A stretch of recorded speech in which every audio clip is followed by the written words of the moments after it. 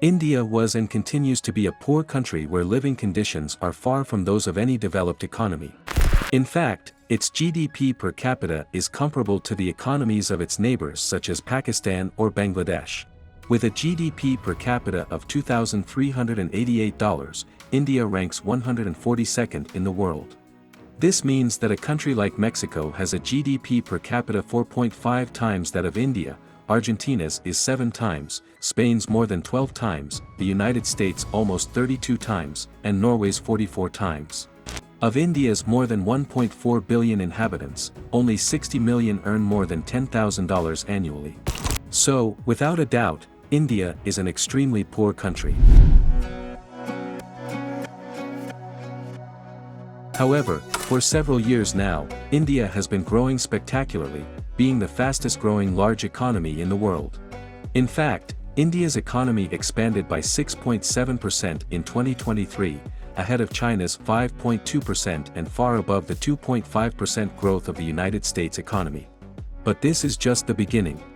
India has a meticulous plan to become the world's largest economy, surpassing both China and the United States, and to develop into a consolidated, developed economy where the Indian population can finally live with high standards of living. Because of all this, India also presents a tremendous investment opportunity, so today, we will answer the following questions. What is India's plan to become a developed economy? Is it possible for such a poor country to become the world's leading power? How can one invest in the development of this country? So, make yourselves comfortable because we will look into it shortly.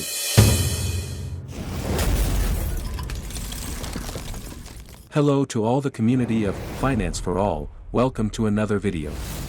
Currently, India is the 5th largest economy in the world, behind the United States, China, Germany, and Japan. Its influence is extending to many parts of the world. Indian investments abroad are increasingly substantial, its oil purchases move global markets, and we can even see its navy beginning to project its power to strategic locations. This was evident during the recent Red Sea crisis when the Houthis blocked international trade. India responded to this incident by deploying no fewer than 12 warships. Moreover, many major global companies have moved part of their production from China to India as they increasingly distrust the Chinese government, and production costs in China have risen due to increased labor costs.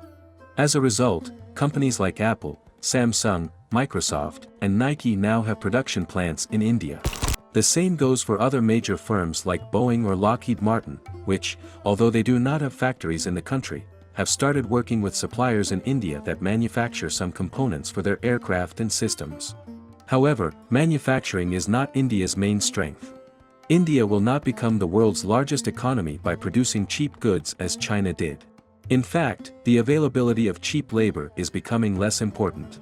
Since process automation through artificial intelligence and robotics means that humans are not as necessary in production chains, how does India plan to develop? The country of spices and textiles has a meticulously prepared plan. The first step is to create a large single market with over 1.4 billion people. India is a world in itself, with a population 4 times that of the United States or 3 times that of the European Union. However, India has a problem. So far, the country has not constituted a single market. Although we tend to see India as a single entity and the Indian people as a unified and cohesive people, this is far from reality. For example, although English and Hindi are widely spoken, the reality is that many states have different official languages and strong cultural identities. Additionally, each state in India has its own set of regulations and commercial laws.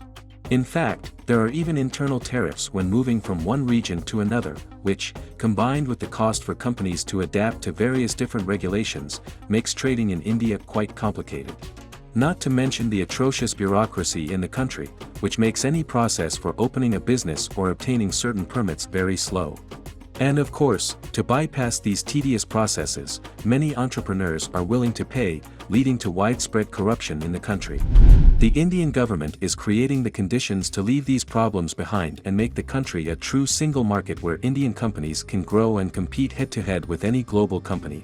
To start, the Indian government is beginning to implement national taxes to replace regional ones, such as the Goods and Services Tax, GST, which has been the most significant fiscal change in India's history.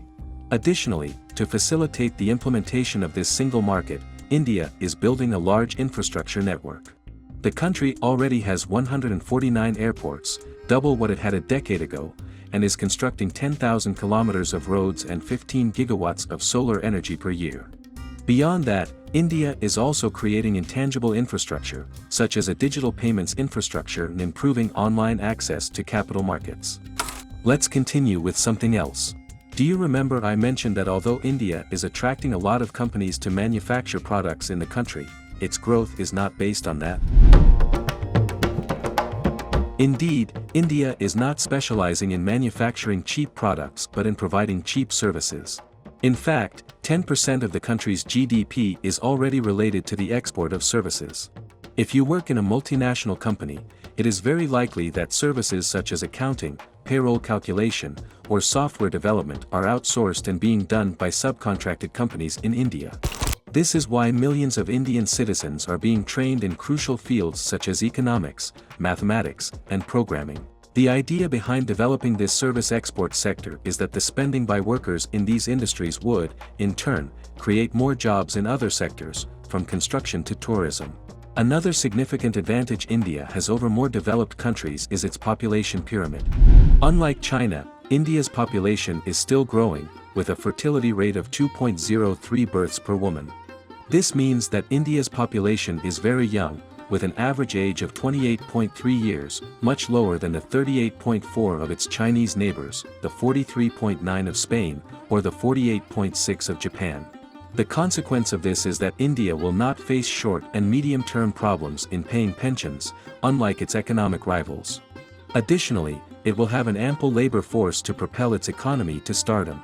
As mentioned earlier, the size of India's population offers an enormous internal market.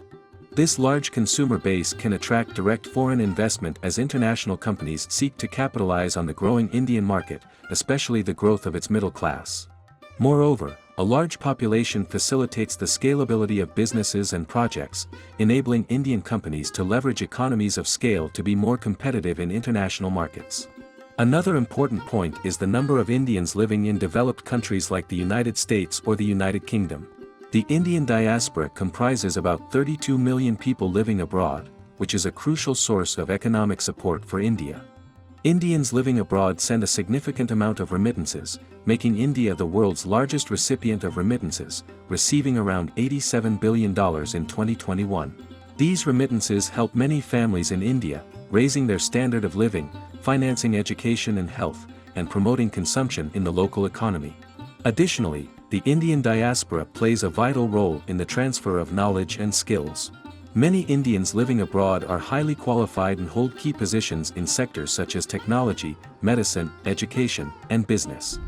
When these professionals return to India, even temporarily, they bring advanced knowledge, best practices, and international networks that can drive innovation and improve the competitiveness of Indian companies.